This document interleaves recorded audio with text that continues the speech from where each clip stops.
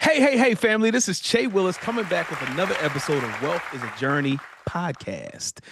Guys, this is episode 116, 116 weeks of consistency, 116 weeks of getting it done.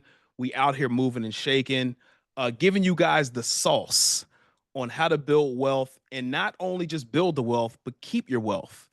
So we are going on another run of having phenomenal guests and today is going to be no short of the guests that we've had on here before. But before we get started, if you are a first time listener, watcher, subscriber, thank you so much for joining us. On this podcast, we talk about faith, family, and finances, among other things. If you are a return listener, watcher, subscriber, thank you so much for joining us again. Hopefully, we are adding value to your lives on the way to the M's because we are on the way to the M's.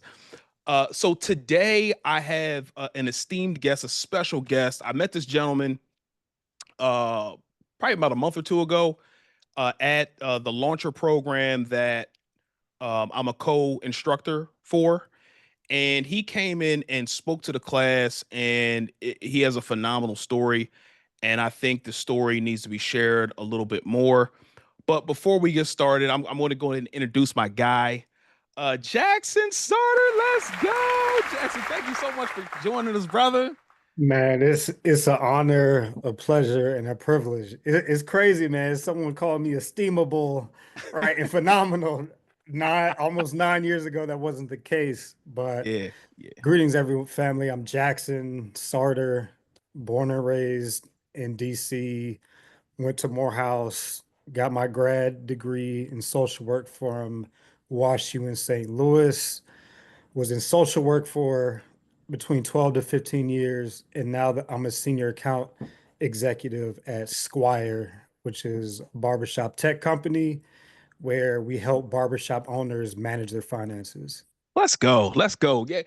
Thank you again so much for being on here. Now, you mentioned that you went to Morehouse, right? Yes, And I sir. already know the answer to this. You light skinned, so I'm assuming that you were like an alpha or something like that. You know what I'm saying? You know what I mean? Just is that the case? Like what? Okay, I figured that. Yeah. Yo, That's that's the only funny. knock I have against you, my brother. That's the only knock. You know what I mean? Which you still good people, but but yeah, Brent. If you don't mind, just giving us a little snapshot of who Jackson was growing up. Like I know where you are now. I know you getting a lot of money out here. I know that, and the only reason I know that is the reason I know that is because I was looking at your IG and I saw you drinking a little small cup of espresso. So that told me everything I need to know, fam. So so anyway, tell me about Lil Jackson growing up, man. Yeah, man. Little Jackson was born to two amazing parents, my dad Rick, my mom Celia. Um, I wanted to be like I was really, they instilled a lot of great values in me, but I also watched a lot of TV growing up. Mm-hmm. I wanted to be Malcolm X, Dr. Martin Luther King Jr., Zach Morris. Mm-hmm. I wanted to be Peter Pan. I wanted to be everybody but myself. Mm. And and I think like that's what really led me through my journey and some of my obstacles. Wow. I was very privileged to go to, very diverse elementary school, very diverse junior high school, and also a predominantly white prep school. So Okay. I got to be exposed. I say this all the time. I really believe the end to inequality is exposure, and Mm-hmm. I've been able to been exposed to a lot growing up. Wow. So I remember you mentioned when you were doing your talk for the launcher program that you grew up in two different households. One you grew up with abundance, the other one you grew up with not so much. Can you shed a little bit of light on that? Yeah, man. You have a great memory. Yeah. So I say this all the time. My family reminded me a little bit of Fresh Prince, right? Mm-hmm. My mom's side of the money, got their education, they had money, access, and my dad's side of the family didn't. Mm-hmm. right? Mhm. So I really grew up in the best of both worlds, being able to learn how to navigate our community very early. I mean, because our community is very diverse, Mhm. right? And, on my mom's side, I was like Carlton Banks. And on my pop's side, I was like Fresh Prince. Yeah. So, like, growing up, I had kind of like an identity crisis, right? Yeah. But with that being said, looking back, it really helped me become who I am now. And I remember one of the most important things my father said to me was, you should never be afraid of your own people. And Yeah. that always stuck with me. I remember I had to be about 8 years old, and I remember him telling me that. Dude, So now that you're talking about this, I remember I went to Lower Marion High School, right? So it's the very affluent area. Kobe. Yes, sir. Yes, sir. Yeah, yeah, yeah. So I went to middle school and high school with Kobe, and where I lived, there wasn't a lot of money, let's say, right? But when I went to school, there was a lot of people who had a lot of money there, right? So my parents moved to Philadelphia from Ardmore when I was like 8 or 9 years old. I stayed in Ardmore because the school system was better. However, when I went to Philly, now that I'm thinking back on it, I felt like I had to put on to be this person that I really wasn't. Now that I'm looking back at it, because I used to get made fun of, but the way I talked, I was proper, this, that, and the third, or whatever the case may be. So when you were talking about that, and, having an identity crisis, I that resonated with me because now that I'm thinking about it, I thought about that kid who had to be somebody else. You know what I mean? 100%, bro. Like I'll give you prime example.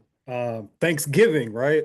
Mm-hmm. So my grandfather, rest his soul, he was the head urologist over at Howard University Hospital. Ooh. Morehouse grad, Alpha brother too. Okay. My grandmother was a Delta. She um, she was valedictorian over at Spelman, and then went on to get her master's in at the University of Iowa in Mm-hmm. speech pathology. So with that being said, the access, right? Because like back then, like education, I mean, education is always important, Mm-hmm. but my ancestors were getting education when people couldn't, right? Mm-hmm. And going and bringing that back to Thanksgiving. So like we had Thanksgiving with white people at my grandparents' house, Wow. Okay. right? So I was taught how to, I don't want to say tap dance, but I was taught how to, um, what's a good word? Not blend, assimilate, right? Yeah. Yep. And the way that my parents tried to teach me was like, it's just learning a different language. Mm-hmm. So, I'd be in there at like 6 years old, 7 years old with like a suit and tie. It was kind of, it was catering. It was cool, you know what I'm saying? But being able to leave, like we couldn't wait to leave afterwards. Don't get me wrong, I enjoyed my time there growing Sure. up. Um, but like the highlight was leaving my grandparents' house that lived out in Potomac, Maryland, to go to PG County with my dad's aunt, Angie, who was my great aunt, right? Mm-hmm.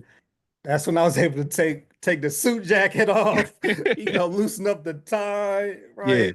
Unbuckle my belt, you know what I'm saying? Because we were going to get ribs, mac and Mm. cheese, collard greens.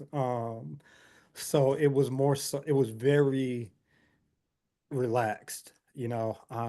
some of my cousins, they a little rough around the edges, but like I said, like being able to, I was always accepted with love. Like, did they joan on me? Yeah. Yes. But at the end of the day, it was very important for me to see both of those worlds because Yeah.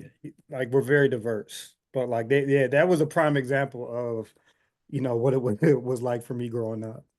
Yeah. That's what's up. So let me ask you this. Being in an affluent household and Hmm. being around affluent family members, there's a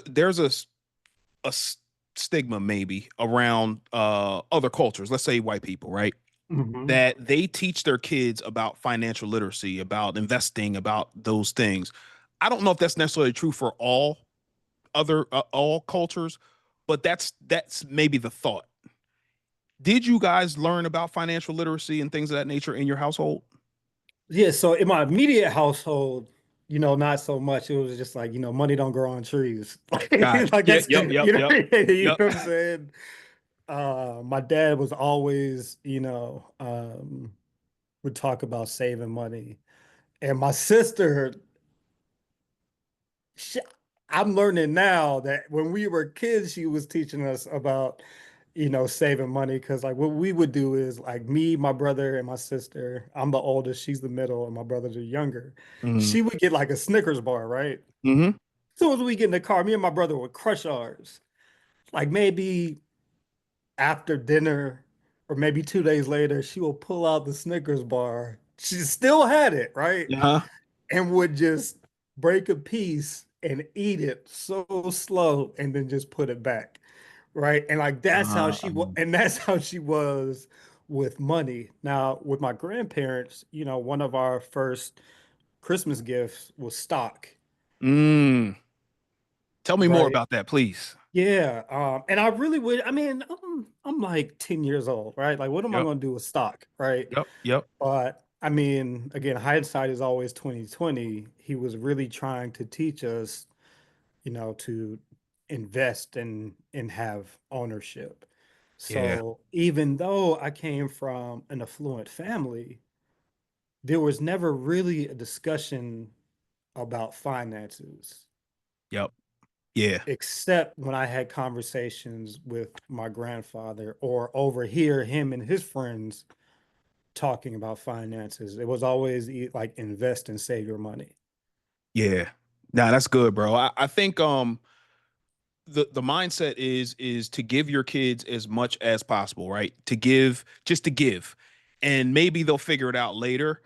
But along the way of me doing that, and you may not know, and a lot of people, the first time listeners and watchers may not know, but that's one of the things that was very important for me to teach my son the things that I knew at a young age. So not just giving him millions of dollars worth of assets and things of that nature, but also teaching him why it's important to be able to manage the things that we're giving him. And so I think we need to change that for sure. Not just give, just teach it. Not everybody's a teacher, and I get that too, but at least give them the information that you know at the very least. So I think I think that that's dope that they started you off with stock, but now we need to take it to the next level and give them the education as well. 100%, 100%. And I'm not gonna say that they didn't try. I was just, Yeah, I wanted GI Joes, man. I wanted, I wanted rollerblades, bro. You know what I'm yeah, saying? So I yeah, just wasn't in that right state of mind. Like they were trying to provide it. I just wasn't ready to receive it at the time. yeah, for sure, bro. But yeah, And but the majority of what I did hear from my pops is like every time he would spend something, he'd be like I could feel, like I could feel it. You know what I'm yeah, saying? yeah, and but But that's the thing too. Like that it's one of the discouraging things for me because my son, he's 13. He could care less about this stuff. Like this is his life, right? So he grew up mhm. in a nice house. He didn't have to really struggle to get to places. This is just his life. So I get that too. But I know that if I keep telling him like, no, this is the way you need to do things, this like it'll eventually catch and he'll understand, and things of that nature. So yeah, we gotta keep going, man, for sure. Um, so what was I going to ask you? So I was going to ask you, as far as your life coming up, what was the most challenging part of your life growing up? And the reason I ask that is because on this podcast, we're talking about faith, family, and finances, right? But we're also talking about things that people they can hopefully move the needle for them to get them started on whatever journey they're on, right? And I know a lot of people have to overcome things to get to the other side and to be great at any facet of their life. So, what was one of the things that was one of the major challenges for you? I think, man, I think it was a few things. Hmm. I remember, my parents were big on Black history. Mm-hmm. right? Very big on Black history, like knowing our like royalty, where we come from, and that we weren't slaves, right? Mm-hmm. We are kings, queens, warriors, healers, doctors who were enslaved, right? Mm-hmm.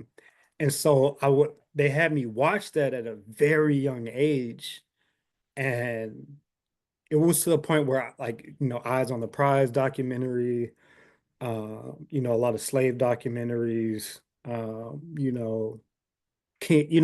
kings and queens and the civilization of America and also Africa. But more so, I was really triggered by Black history, like the enslaved part and the civil rights part. And so, like I say this all the time, like they gave me like the Black Matrix, and at a young age, like I think I was between like maybe 6 and 8 years old, like I internalized a lot of that. Mm-hmm. And so what I internalized were that I was inferior Mm. than white people, right? And Okay. Yep. so like that was the first, and this is something that they weren't trying to do intentionally. They were trying to empower me. Yeah. Uh, and another message that I got from that was if you were Black, especially a Black, strong Black male, you spoke out or you tried to excel, right? You would be killed. Wow. And so I'm walking around with these messages as like between 6 and 8 years old, right? You know what I'm saying? Like I'm in grade school looking at my white counterparts, like, yo, like if something's set up right now, you know what I'm saying? Like who would Yeah. really like be in my corner? So for that to, like just for me to be that young, and then as I got older, it was really survivor's remorse Mm. because it was hard for me to enjoy my blessings because I had a lot of friends who didn't have those same opportunities, Okay. right? And so like the only difference between me and them, it wasn't that I was smarter, I mean, I was pretty handsome, but you know what I'm saying? No doubt. Right? Yep. But it was just access. Yeah. It was just a level of access. And I think one of the things that hit me the most when in my prep school, one of the punishments was to send, somebody to an inner city school and volunteer. Mm.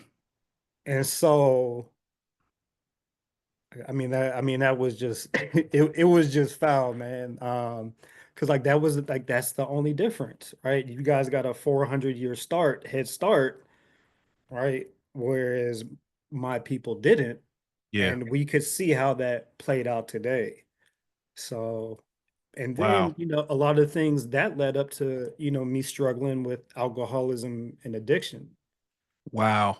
That I think that too is a struggle for a lot of people, whether they talk about it or not, right? And just to give you a little background, I had my own struggle. And I believe that I got out of the matrix before it got out of hand. But many family members and friends and things like that weren't able to shake free before it damaged them on the inside, right? So tell me a little bit about how you got into it, because a lot of people think that they're just going to be an alcoholic overnight or a drug addict overnight. It doesn't happen like that. It's a progression. You drink a little bit here, you drink a little bit there, you enjoy it, you drink more, and then eventually you become alcoholic. Drugs, same thing. But how did it happen for you? Yeah, man, oddly enough, when I was in high school, those parties were like prevalent, like the teachers knew about it. Mm-hmm. But with my Black ass, like I was scared to go to those parties because I knew if something popped off, Yeah.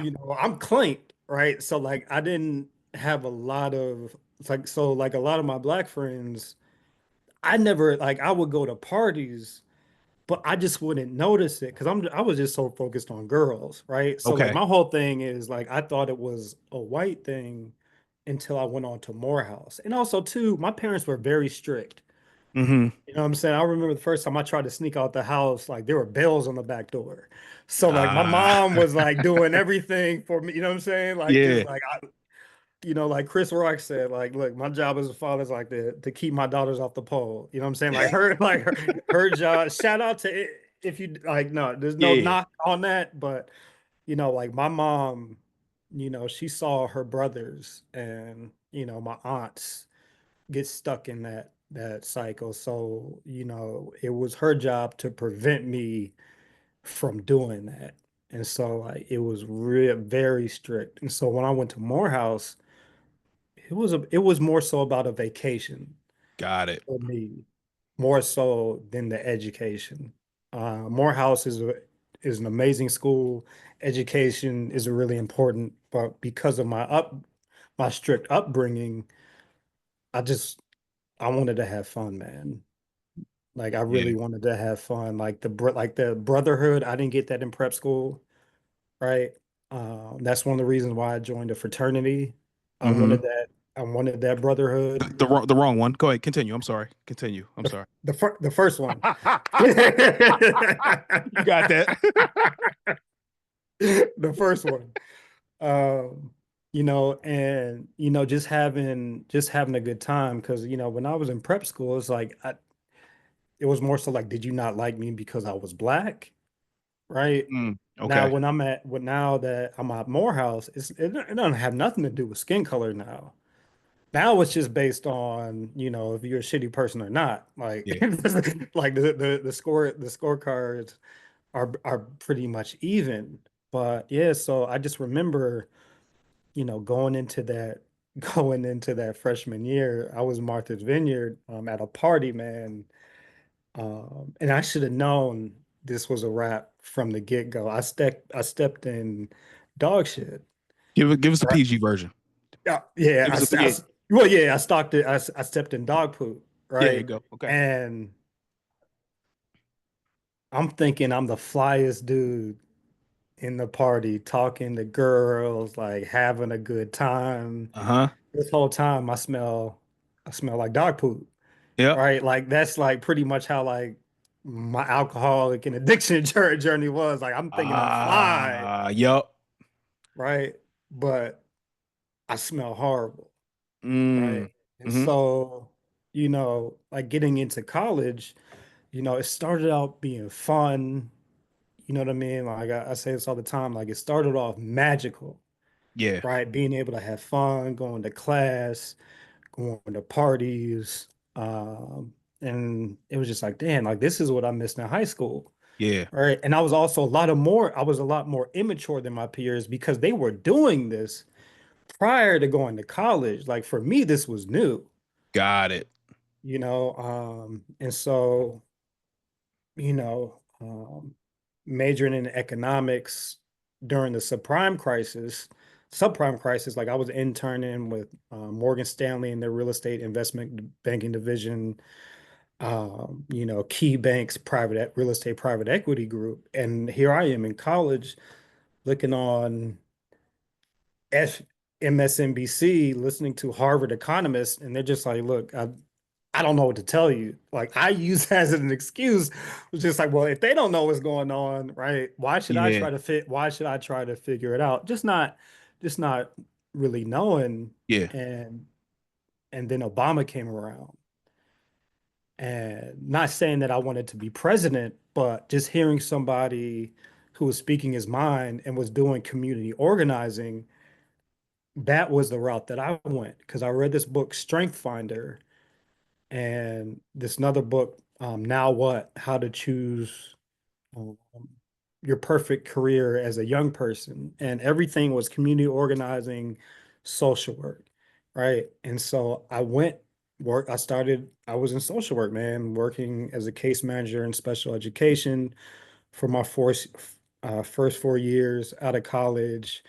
And it was my first time seeing the ugliness of the world firsthand. So Okay. that's like college, maybe a year after that, like that was a magical piece. And then the medicinal piece comes in, right? With getting high and drinking because I was taking on all these people's problems, right? And Okay. Yep. and then the survivor's remorse kicks in, Wow. So you had a lot of right? things working against you. It was a lot of things working against me, and then it went straight. Then it progressed into madness. Yeah. When did you realize that you had a problem? Was there like a defining moment for you, like, yo, I'm bugging right now? It was when I was so like I didn't grow up in church, and I Okay. was like really trying to get my parents to come with me to church. And they like to them they were churched out, right? Okay. And so I knew I was searching for something, but it was I remember like the first time I went to rehab, I spoke like it wasn't the amount of money that I stole, like it wasn't like me missing work. I didn't leave my parents' crib till I was 27, Wow. Okay. right? Yeah.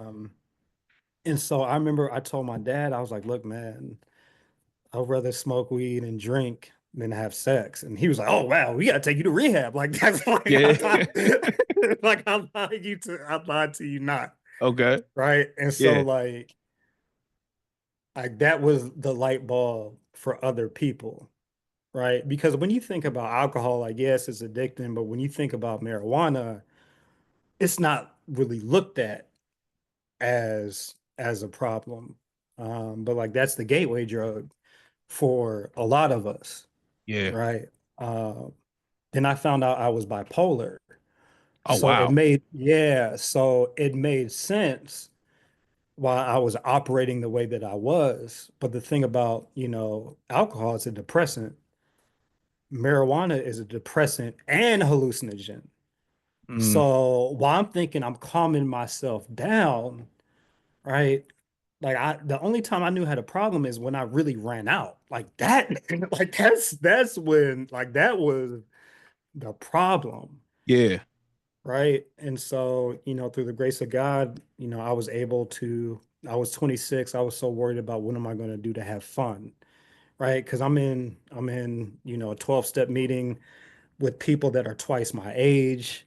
It's just like, you know what I'm saying? Like I didn't see a lot of young people my age, and if I did see them, there were not a lot of us Yeah. in those rooms. Yeah. And so I was just like, yeah, man, I'm gonna have more time. I'm gonna have another run in me, right? And so those Hmm. 3 years that I went back out, it was tough, man. Because they say once you go to a 12-step meeting, you'll never be able to enjoy your drinking and drugging again. And that's Is it true? exactly Yeah, man. because in the back of the mind, it's the guilt and shame. Yeah. You know what I mean? So, now you're just drinking to escape the guilt and shame and whatever chaos that you did the night before. And so, through the grace of God, I was able to get sober at the age of 29. And First of all, let's clap that up, man. That's amazing. appreciate that, Yeah, man. absolutely, Appreciate man. That's that. a big Yeah, deal, man. bro. And it's really nothing that I did, man. It comes with access, Hmm. right? What's going on, family? This is Che Wills from Wealth is a Journey. Did you know that we're fighting a common enemy every day? Yes, this enemy is called poverty. Many of us do not tell our money where to go every month, and it causes stress, anxiety, and uncertainty about how we're going to defeat this enemy. Here's the good news: you do not have to fight this enemy alone.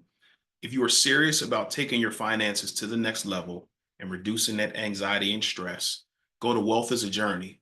We have free resources, we have one on one coaching, and we have a community of people that are fighting this enemy together. So if you are serious, go to my website, wealthisajourney.com, and we can fight this enemy together. Let's go. You know, I Let was me ask you, fortunate. Yeah, go let ahead. me ask you a question real quick. Did you have to step away from a lot of the people that you were hanging out with? The reason I ask that is because you may have the idea like, yo, I can still be around these people and not do what they do if you're fresh off of trying to not do the things that they're doing. But did you have to walk away from those people? It was opposite. Oh, they walked away from you. They walked away from me. Oh, wow. They cut me off. Wow. Yeah. They cut me off. what was that feeling like when they cut you off? Honestly, I was so zooted, I didn't care. Mm, And also too, I was in so much pain, bro. yeah. Like I get like that's why I said it starts out magical, medicinal, and then it's just madness. Like I needed to just cover up the guilt, shame, and the pain that I have. Yeah. Um, and so when they cut, like I didn't even realize it till, till a lot later. Like, of course, I'm thinking like, yeah, man, screw everybody. I don't need anybody anyway. Yeah. But, when I got to that detox and I didn't have anything in me, like I'm speaking to this older lady, she's urinating on herself while she's speaking to me. Oh, I'm wow. looking at her, she's looking at me, like she's just carrying on like it's normal, right?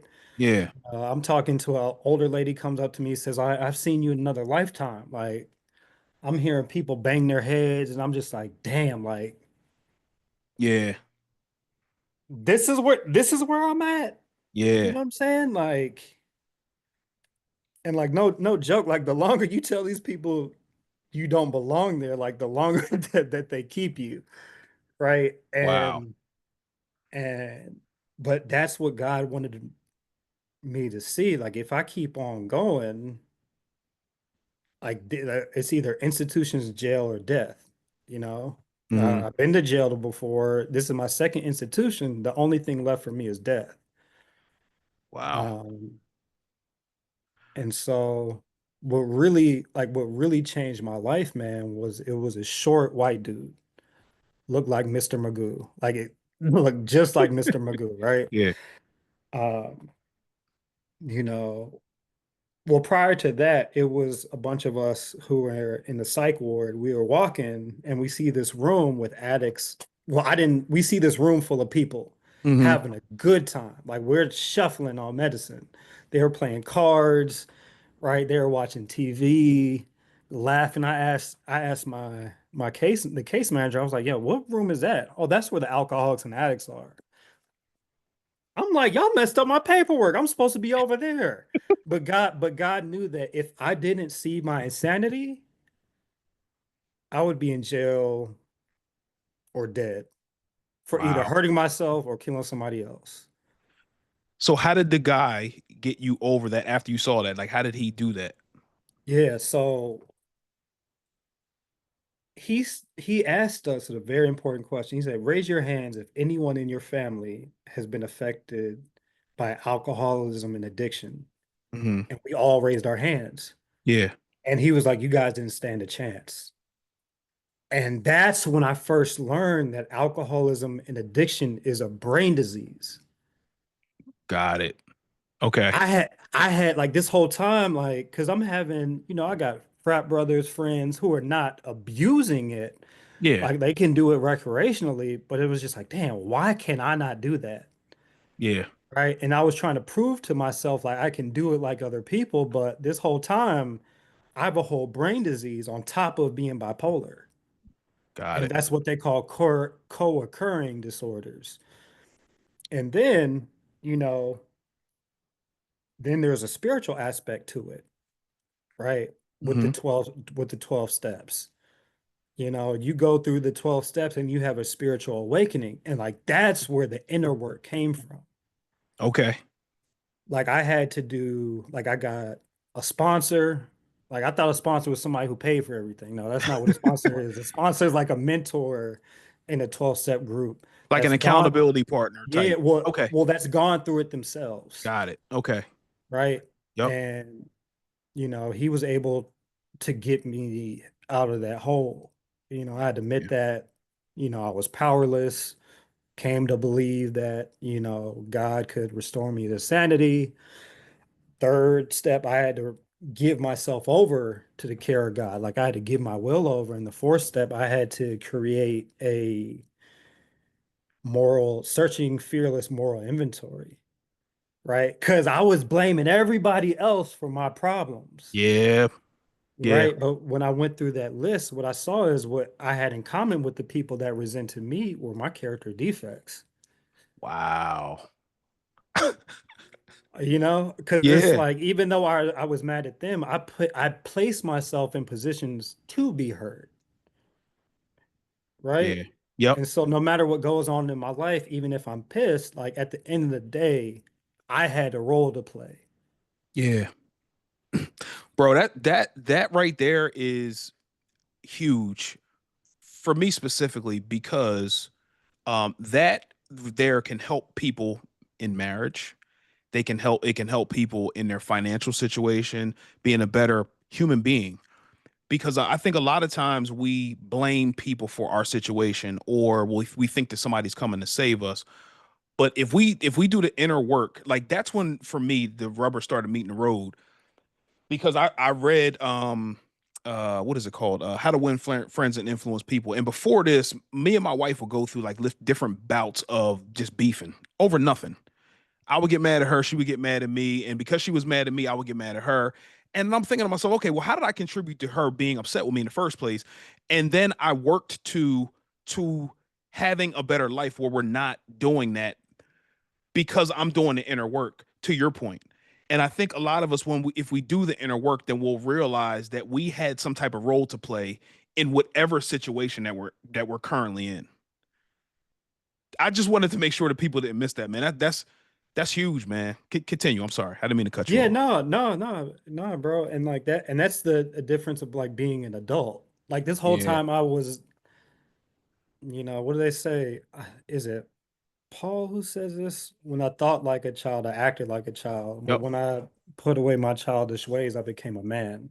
Yeah. And, that's what the 12 steps did for me. Fifth step told my sponsor everything, right? Because the thing is, like, when you're going through something, like, I felt as though I was the worst person in the world. Hmm. But when I told him my story, he was just like, that's it. Okay, next. That's it. Next. And like, that's when I became a member because it was just like, if he said, if it's in the dictionary, it's been done before. Yep. Right. So Yeah. I felt as though I was terminally unique. Yeah. Right. And that's not the case. Because when we're going through things, well, when I'm going through things, it's as if, and that's the selfishness part of it. Like that's one of the key things is, resentment is our number one offenders for alcoholics and addicts. And it's the disease of selfish and self-centeredness. And what that means is for me is that my pain is more important than anybody else's pain. Hmm. Right. And it's not, and I'm not thinking about it consciously. It's just a matter of like sometimes it's like if I can get myself together, right? But there's a way that you can do it by considering other people's feelings, Facts. right? Facts. I'm a little over a year married now, right? And so like I I, love my wife, right? I love my wife, right? yes, sir. She may not like this, but we're in marriage counseling, right? And Yeah.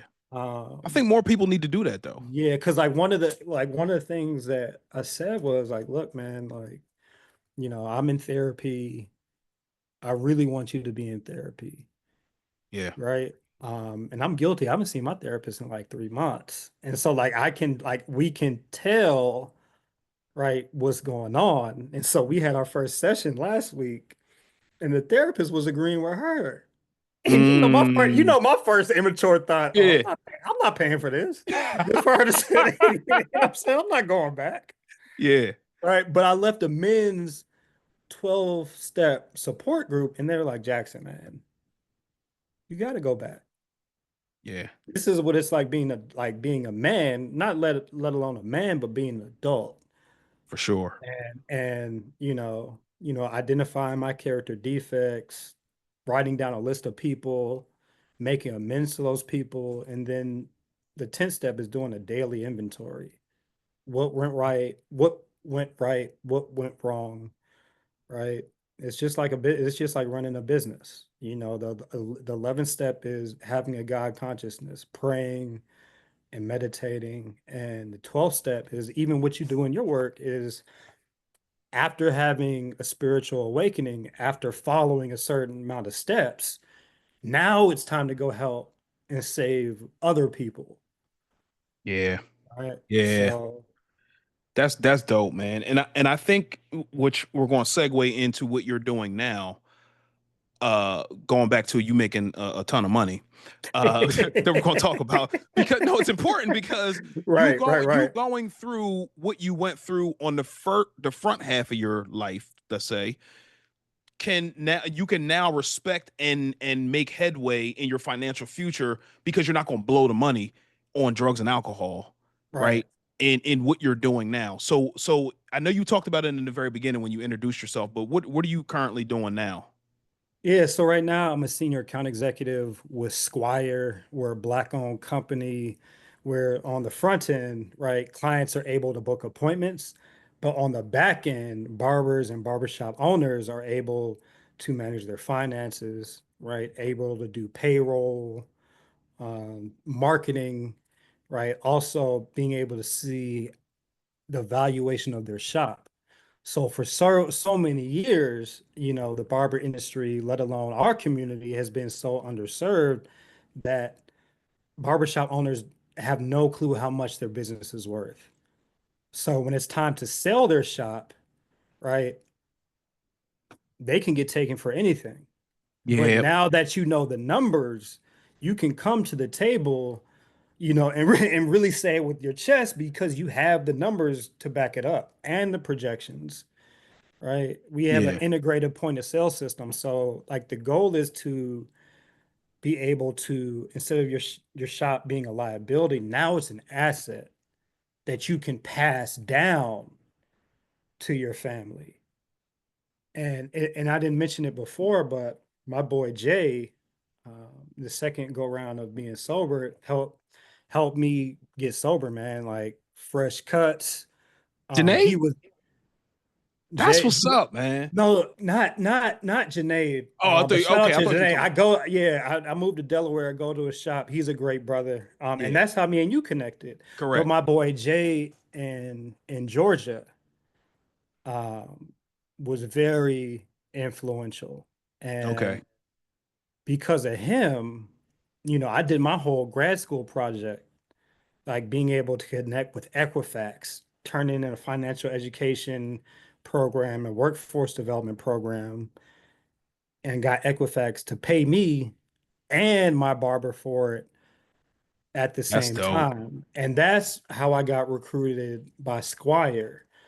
But yeah, just being able to give back to the barber community, has meant so much. Not only did it save my life, but I talk about the slavery connection of, how that affected me, and but during slavery and post slavery, right, black barbershop owners were the ones that were able to, one of the few people who were able to start their own businesses, right? Through And that, were yeah, able to move a certain way because they were making their slave masters wigs, that their slave masters were then selling it overseas, wow, I didn't know that.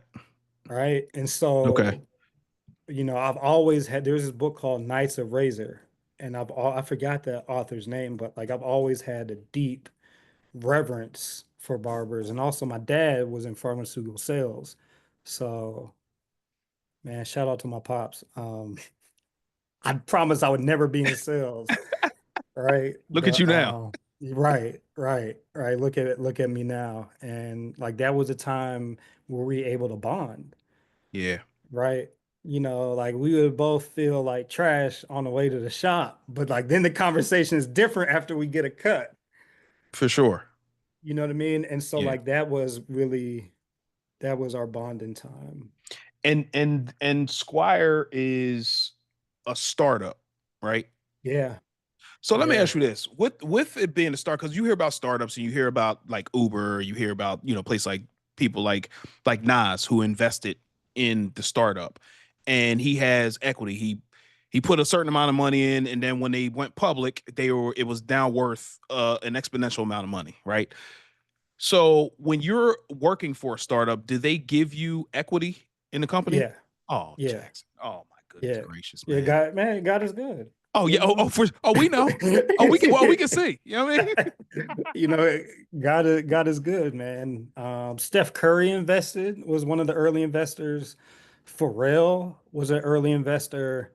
And I mean, shout out to these two brothers, man, Dave and Song. I learned a lot about business Hmm.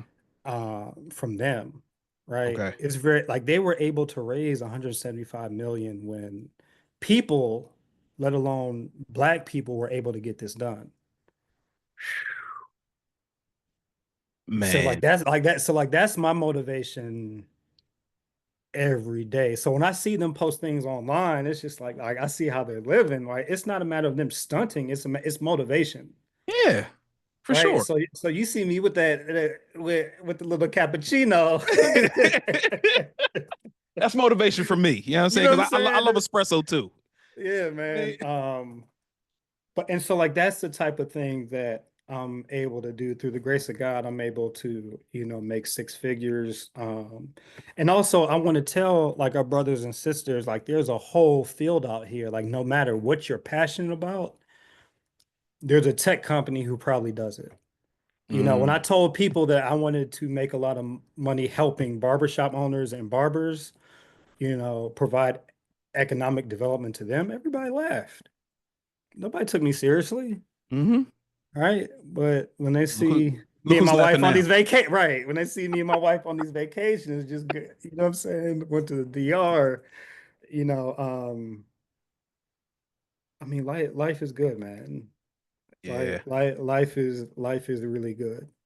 Bro, So, the beautiful part about the story is that you never gave up. Like no matter what life looked like for you, you didn't give up. And that's what I'm trying to push towards people with their finances, marriage, and different things of that nature. Like, yo, as long as you got breath in your lungs, like you have a chance. But you have to believe to the oh shirt yeah, that you're wearing. Oh no, no, yeah. shout out Believe, to the plan, shirt, execute. You know man. what I'm saying? Yeah, I shout know out a to my guy who man sells them. Shay. You know what Hey, I mean? man. Hey. Support my brother, man. Oh Support Shay. man. Like this is. As soon as as I saw that shirt, I was like, bro, I need it. Yeah, bro, I appreciate that, I man. need It it. yeah, I appreciate that, man. But the thing about it is too, like, Because you that's didn't my get story. This is correct. my this is a story. This is what God helped me do: believe, plan, and execute. That's it. And that's where it starts. You having whatever you want, abundance, a better financial situation, a better business acumen, whatever the thing is, you have to believe that you can do it first. And then once you believe, you set up a plan and then you execute the plan. It's really that simple. But I think we get in our own heads that we can't do it. But the beauty of having this platform is that people can see other people who struggled through something and then made it over to the other side. And this is what life looks like on the other side. Not saying that you're not going to have struggle, not saying that you're not going to have problems and issues and things of that nature, but because you made it over to the other side of something as big as overcoming drug addiction and alcohol, like what can't you accomplish? So that's what the whole point is, man. And I hope people don't miss that. Not the like, look at me, I'm making a lot of money. Like, look at what I went through and look how through God's grace, how I'm over to the other side of that And issue. I can be a resource. Like that's the big Exactly. and that's the biggest thing for me. Like what I learned in the 12 step community is the acronym for hope is hearing other people's experiences. Mm, mm-hmm. So being able to hear what other people went through, like I could either learn for those, like learning from those mistakes, like that's wisdom, or, Yep. I could be foolish and do what I want to do, right? And there's been a lot of times, even in sobriety, I've made a lot of foolish decisions. But I think Yeah. like the biggest takeaway for me is being around elders. Yeah. Because KRS-One, he has this video on IG where it's just like, culture is made when younger people are around older people because older people can help younger people move faster around younger people Yes. and vice versa when older people are around young people like we have new knowledge I'm saying we, like I'm not, you know what I'm saying? We or they, however you want to categorize Yeah, it, has more knowledge, has newer knowledge, yeah, right? And they can move faster around older people like that. And that's why, that's why our communities has gone through a lot yeah. and are still going through a lot, right? And Yep. are still succeeding. So Yeah, man. Hey, Jackson, man. I know you got to run. I know that. And listen, bro, I appreciate your time. And if there's an opportunity for anybody to invest in the company, please, please, please let us know. Okay, please. I'm asking no, for a friend. I'm asking for a friend. yeah, man. We can talk about other opportunities, you know what I'm saying? One Like hundred it's percent. yeah, 100%. but yeah, I mean even with you giving a like giving a lot of game with the with the financial advice um is so helpful. Like and there's no knock on sports betting, right? Sure. However, I don't know if you said this, but like people rather bet on LeBron than bet on themselves. And for me, betting on myself is like I'm always thinking about how can I place my wife, my daughter.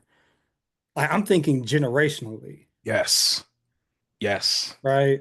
Yep. So when I'm investing, it's not like, yeah, I plan to reap the benefits, but it's for people coming behind me, Facts. right? And also being open to be mentored by other people. Like I got a lot of white older friends, right? Because I'm Hmm. in a 12-step group. Like the Sure. average age of my groomsmen was probably I was saying in his 60s. Not saying 60s is old, Yeah. you know what I'm You're gonna be 60 saying? before you But know it, bro. you know Trust what I'm me. saying? Right, right, right. But yeah, I think like that's really I think the biggest advantage is being around older people and just sitting at their feet and just lit because they've been through life. Facts. Yeah. Right. One of my Yeah. best friends, he's got 51 years of sobriety. There's nothing I could tell this man. Wow. There's nothing, you know what I'm saying? Like there's That's not dope. like there's nothing that other than some new things. But yeah, man, just and then as far as investing, I would say get with someone that has a good track record, like like my boy, Hmm. like my boy Hmm. Shay, right? Appreciate that. And just do the due diligence. Correct. Correct. Yeah, man. It's a journey, bro. Like, you first you got to get in the mindset that it can happen for you, and then we got Right. to then we do the deep work about budgeting and because you can't have money. I mean, you can't invest money that you don't have. So it starts with the basics of telling your money where to go, budgeting and stuff like that. But we got to get past that part. But listen, bro, I know you got to go. I know No, that. real quick, I Go gotta ahead, go give a ahead. shout out Say, to but my, yeah, I'm here I'm for it. sorry. You Yeah, do your yeah, thing, bro. yeah, I'm here. yeah, yeah. I want to shout out my wife, Let's go. Jessica Sarter. Um, we've been together for almost 5 years in August. We got married February 8th of last year. Congratulations, by the way. I appreciate that, man. Yeah. And she's beautiful. She's everything that I need. She reminds me, she has the positive attributes of my mother and my really close aunt who were deceased. Mm, And so I don't listen to her intuition as much, but I wouldn't be in this situation. When we met, I didn't have a car. wow. You know what I'm saying?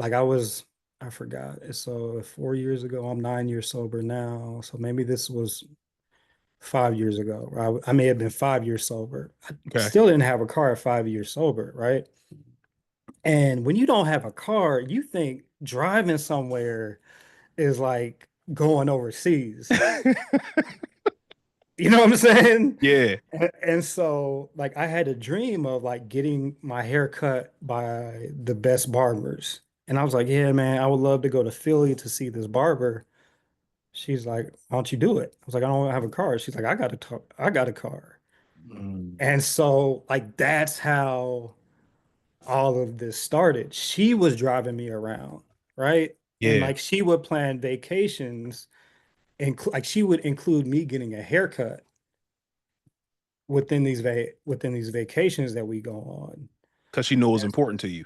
Because she knew it was important to me. And now she knows, not only is important, it's now important for us. But that like that's how it started, like being like a simple belief. She believed. I didn't even know like I didn't even know that like we in DC going to Philly was possible because I didn't have a whip. Mm. So yeah, man, I really Shout out to your wife, bro. Never met her before, but yeah. shout out to her, bro, because she believed in you before you did. That's huge. Well, yeah, My man, yeah. yeah. Now I'm going to the marriage council with a better attitude, bro. Nah, that's I'm good, glad. bro. Listen, man. We got places to go, man. So if you need Yeah, to do the man. the work Yeah, that it takes to have a better situation, bro, do what you need to do. I've been through marriage counseling. My wife and I have been on this podcast openly talking about it. Like that's what we need. We need more honesty about what people are going through, which is again why I had you on here to talk about things that people are actually going through. And now you're on the other side. Not saying again that you don't have yeah. challenges, but you're on the other side. You went from not having a whip. And I've seen your Instagram. I see you have a nice car now. We're not gonna go into it. You know what I mean? But I see you have a nice vehicle now. You know what I'm saying? But God is so good, bro. And So good, man. So yeah. good. But So good. bro, I really, really, really appreciate your time. I really appreciate your testimony and how God has been able to use you to hopefully inspire and help other people. Yeah, man. I appreciate your platform and your friendship, man. Yeah, Absolutely, man. bro. Just you're doing kingdom work, right? All we doing is kingdom building, and I appreciate you for leading the forefront. My man. Thank you, bro. Thank you, man. Of So course, guys, man. listen, man. Hopefully you guys have gotten a lot of nuggets from this episode and we appreciate Jackson and his time. Wealth is a journey. We will see you next week. Peace. Take care. Appreciate you, brother. Absolutely.